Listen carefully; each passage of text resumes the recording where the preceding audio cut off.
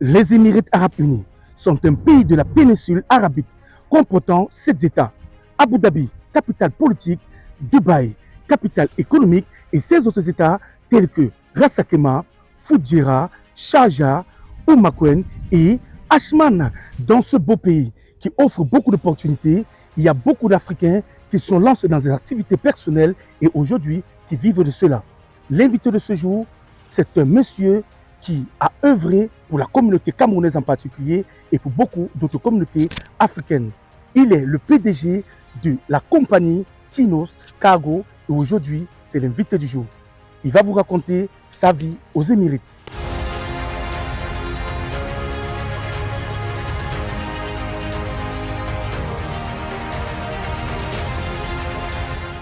Aujourd'hui, l'invité du jour est un Camerounais qui a son actif 15 ans aux Émirats arabes unis. Il est président directeur général de la compagnie Tinos Cargo et il répond au nom de M. Aminta Valentin. Il est plus connu sous le nom du président Valentin aux Émirats arabes unis par ses actions. Aujourd'hui, il va nous parler de sa vie aux Émirats. Salut président. Bonjour Lavoie. J'espère que vous allez bien président. Bon, par la grâce de Dieu, ça va. Président, merci d'avoir accepté l'invitation de ma vie aux Émirats pour parler de votre parcours aux Émirats arabes unis et pour donner encore davantage la force à ceux-là qui ne croient pas au rêve de devenir entrepreneurs aux Émirats arabes unis, de trouver leur chemin. Président, est-ce que les auditeurs peuvent savoir quel est votre domaine d'activité que vous avez fait avant d'arriver aux Émirats arabes unis? Bon, vous savez Lavoie, je vais d'abord commencer par vous dire merci pour cette belle initiative qui s'ouvre à toute la jeunesse camerounaise pour pouvoir montrer qu'on part toujours de quelque part pour devenir quelqu'un. Ma vie d'avant, tout le monde le sait, et je dis merci à Dieu, parce que quand je rentre des années en arrière, une quinzaine d'années en arrière, du côté du Cameroun, j'étais tout simplement, pour tous ceux qui me connaissent, j'étais taximan. J'ai fait beaucoup de métiers, mais je vais m'attarder sur celui de taximan. Dans quelle ville vous avez exercé au Cameroun? Yaoundé, j'ai fait le taxi à Yaoundé.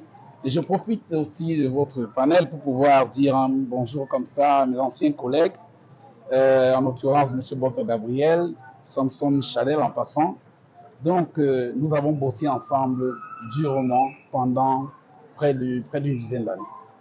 Waouh, beau parcours. Pourquoi les Émirats?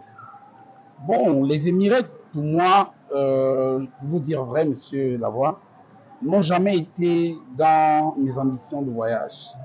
Tout est venu comme un coup de chance, si je peux appeler ça comme ça, par un frère, celui-là que je prends pour moi aujourd'hui comme un parent. Parce que Lavoie, je vous le dis ici, je profite aussi de votre panel pour le dire, j'ai perdu mon papa, j'avais à peine 9 ans, c'est-à-dire le 10 février 88. Et vous savez, un jeune homme qui perd son parent, qui est un pilier, à peine 10 ans, il est voué à l'échec. Et grâce à ma famille, à ma maman à qui je dis un bonjour, grâce à ma grande sœur, Hortense Ameta, à qui je dis, je tire un chapeau, nous avons pu résister et aussi tenir jusqu'aujourd'hui. Bon, les Émirats, comme vous avez dit tout à l'heure, nous avons un frère que je dis qui est devenu pour moi un parent. Je le cite ici, M. Steve Biboué, à qui je dis merci. Un gros coucou à vous, M. Biboué. Un gros coucou vraiment à ce grand homme. M. Steve Biboué m'a tenu par la main, par le biais de ma grande sœur, bien sûr. Et c'est comme ça qu'il me montre le chemin de Dubaï. Et une fois à Dubaï, quelle était votre intégration dans la communauté camerounaise? À ça, vous savez, monsieur Eloka, Lavoie, vous savez, ça n'a jamais été facile pour un Camerounais qui arrive dans une terre où il ne maîtrise personne. Ça n'a pas été facile du tout. Nous nous sommes retrouvés les 2 premiers jours dans un hôtel de la place Adera avec mon frère dont je parlais, Steve Biboué. 2 jours plus tard, il a dû finir ses achats, il est reparti sur le Cameroun et me laissant avec certaines communautés camerounaises, certains frères. Et vous savez, ce n'est toujours pas facile. Lorsque vous arrivez, on croit toujours que vous êtes celui-là qui viendra prendre la place de quelqu'un d'autre. Surtout que ce grand homme, Steve Bibre, dont je vais citer un peu tout au long de mon parcours, celui-là, il l'a toujours fait dans les achats de téléphones portables et il commissionnait les gens ici. Du coup, les gens qu'il commissionnait étaient nos frères de l'Ouest. Et moi, étant du centre, lorsque Steve Bibre vient me laisser à Dubaï et il me confie à ces gars-là, on se dit directement que voilà le gars qui va commencer à faire les courses de Steve. Donc, du coup, ces gars me voient comme l'homme à battre, comme un adversaire. Mais il n'y a pas eu de frustration à ce moment. Vous vous retrouvez seul devant des personnes qui avaient l'habitude de gagner peut-être énormément et du coup, ils voient en vous un adversaire. Comment vous avez pu pallier à cela? Bon, vous savez, lorsque nous avons déjà un mental d'acier, comme je vous l'ai dit, j'ai perdu papa très tôt. Donc, du coup, cela m'a donné un mental d'acier. Et vous savez, pour nous qui avons fait des métiers aussi bas, si je peux appeler ça, c'est vrai qu'il n'y a pas de sous-métier, mais nous avons fait des métiers aussi bas, comme certaines personnes appellent. Lorsqu'on se retrouve face à certaines personnes ou face à certaines difficultés, cela ne peut que nous rendre plus forts. Donc, je me suis retrouvé, effectivement, ces gars-là m'ont déposé dans une chambre où nous étions 27. Dans une chambre? Dans une chambre. Wow. Et ça n'a pas été facile du tout. Les 2 premiers mois, il a fallu que ma grande sœur, dont je parlais tout à l'heure, Hortense, qu'elle m'envoie de l'argent pour pouvoir payer mon lit. Parce que mon petit lit, il coûtait 600 dirhams, l'équivalent de 100 000 francs CFA. Le premier mois, ma grande sœur a dû envoyer l'argent. Le deuxième mois, toujours une de mes grandes sœurs, Yvette Ameta, à qui je dis un coucou, a dû aussi m'envoyer de l'argent pour payer mon loyer. Donc c'est comme ça que cela, mes débuts ont été vraiment pas faciles, pas roses. Mais en ce moment-là, quelle a été votre activité aux Émirates? Vous étiez seulement celui-là qui était couché sur son lit, attendre les commissions de votre frère depuis le Cameroun, ou bien vous menez une autre activité en attendant? Donc, vous savez, il faudrait toujours que vous ayez quelqu'un qui vous tienne par la main à Dubaï. Donc, m'ayant laissé à la merci de certaines personnes qui ne voulaient pas de moi dans ce groupe qu'ils avaient créé, j'étais obligé de rester à la maison. Je n'avais pas où aller. Donc, et j'attendais quand mon frère faisait pratiquement toutes les 2 semaines, il venait à Dubaï.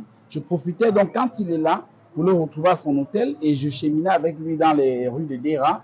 Je voyais comment il achetait ses téléphones portables et comment on allait les faire emballer et tout. C'est comme ça que j'ai commencé un peu à découvrir le marché. Bon, et vraiment, comme on dit, je suis à quelque chose malheur est bon en fait. Parce que je suis tombé très malade et il a fallu qu'on fasse appeler ma famille au pays pour leur dire que ça ne va pas.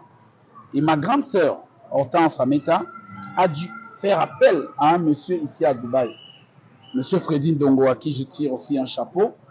Elle a fait appel à ce monsieur pour lui dire que mon petit frère est malade et il est à Dubaï. Ce monsieur-là est donc venu à Derapa, il est venu me prendre et c'est comme ça qu'il m'amène dans un hôpital de la place. Et on m'hospitalise là-bas, il s'occupe de moi et tout. Et ce monsieur-là faisait donc dans le cargo, c'est qu'on appelle vulgairement le cargo. Oui. Sorti de cette maladie-là, ce monsieur-là me prend donc sous son aile. Et j'habite chez lui, dans son appartement, avec certains Camerounais que j'ai aussi retrouvés là-bas. Et c'est comme ça que c'est parti. J'ai commencé à marcher avec lui et il m'a montré, je peux dire en général, tout ce que je sais aujourd'hui. Et pendant ce moment, quelle était votre situation aux Émirats? Parce que généralement, vous êtes entré avec un visa de combien de mois? Je suis entré avec un visa de 3 mois, de 2 mois par exemple, qu'on appelait vulgairement Kali Wali à l'époque. Parce que, comme je vous dis, moi, c'est 15 ans à Dubaï aujourd'hui. Il y avait un système de visa qu'on vous faisait. Quand vous arrivez, même si ce visa finit, le sponsor ne vous cherche pas. Mais si l'État de Dubaï vous arrête, vous êtes en situation irrégulière et vous pouvez être déporté. Ce visa s'appelait visa Kali Wali. Visa Kali Wali qu'on faisait à l'époque à 750 000. Donc, effectivement, je me suis retrouvé dans cette situation-là. J'étais en situation irrégulière parce que je ne pouvais plus renouveler mon visa. Déjà, au départ, je ne savais même pas comment ça se passait. Bon, c'est après que j'ai pu habiter avec ce monsieur il a essayé donc de m'expliquer comment tout cela se passait. Les rouages. Bon, grâce à Dieu, avec les petits boulots qu'on faisait déjà, j'ai pu avoir un peu d'argent pour payer mes ovacités.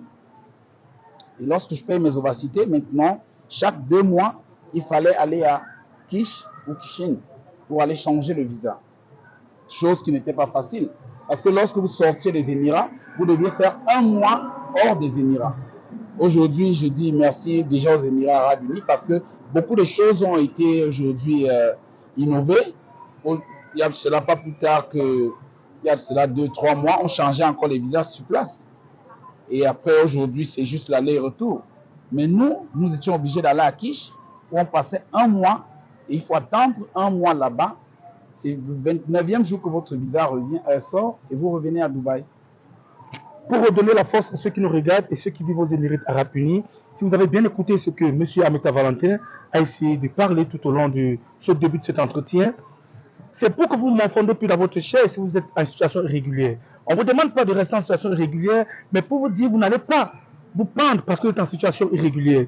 Vous pouvez croire en vous, vous battre, sortir de cette situation et demain changer l'histoire de votre vie. C'est ce que nous sommes en train d'apprendre du président Amita Valentin. Parti de Yaoundé au Cameroun, il y a 15 ans comme taximan, se retrouver aux Émirats Arabes Unis et être sans papier, et après se retrouver dans les mailles d'un de vos mentors dans le cargo tel que vous avez cité, qui est votre activité principale aujourd'hui. Ce que les autorités aimeraient savoir, comment ce démarquage après se retrouver aujourd'hui PDG.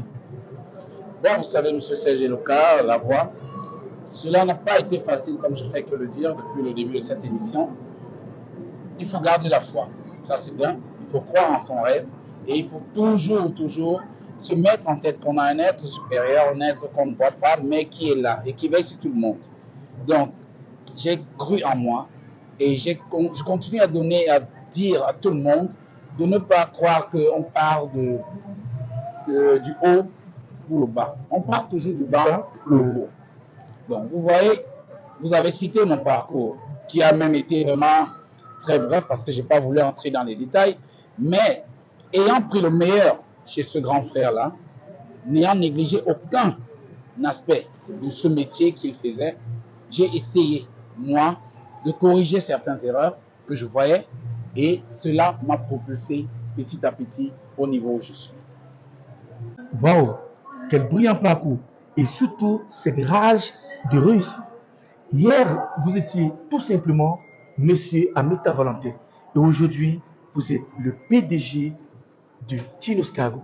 Parlez-nous un peu de Tinos Cargo, de ses services et ce qui tourne autour. Merci, Monsieur Lavoie, de me permettre de donner un peu des éclaircissements sur Tinos Cargo. Bon, je vais m'appuyer sur Tinos, parce que Cargo, c'est juste un rajout de tout ce que Tinos a déjà connu. Parce qu'à la base, Tinos, c'est le diminutif de mes 2 prénoms. Parce que je me prénomme Amos Valentin. Donc, Tinos, on prend le tin, et Amos, on prend le OS. C'est ce qui donne Tinos. Donc, c'est d'abord mon nom. Maintenant, en parlant de Tinos, pour mes anciens collègues, comme je vous ai dit, taximan, tout le monde connaît déjà qui était Tinos. À la base, dans mon Yaoundé natal, et SOS plus particulièrement, tous mes taxis, j'écrivais toujours Tinos. Tinos Love, Tinos Love. Et je profite comme ça pour rendre un brillant hommage à notre frère défunt Martinez Zogo, qui dans ses émissions embouteillage à l'époque, sur la radio Siantou et Magic FM, classait toujours Tinos, les taxis Tinos en fait, dans son classement des taxis les plus propres de la ville de Yaoundé. Wow, hommage à Martinez. Donc, d'où le nom Tinos. Maintenant, Tinos Cargo, ça c'est notre casquette toujours de Tinos. Je me suis battu, comme je essayé de vous le dire, pour créer cet univers-là qui fait dans tout ce que vous pouvez connaître. Tinos Cargo fait exclusivement dans tout ce que vous pouvez connaître, la billetterie, les visas, le fret maritime, fret aérien, dans du tourisme, tout ce que vous pouvez connaître qui regroupe le secteur cargo et transit. Et Tinos Cargo a déjà combien d'années aux Émirats? Bon, Tinos Cargo en lui-même, parce qu'avant de mettre Tinos en place, j'ai eu tour à traiter avec de nombreuses structures de la place qui faisaient déjà dans le cargo. En partenariat. Dont Océan Cargo, avec qui je suis toujours en partenariat. Des frères comme Jaco Cargo et Touba Cargo, et j'en passe. Mais Tinos Cargo a toujours été mon rêve de créer ma propre structure.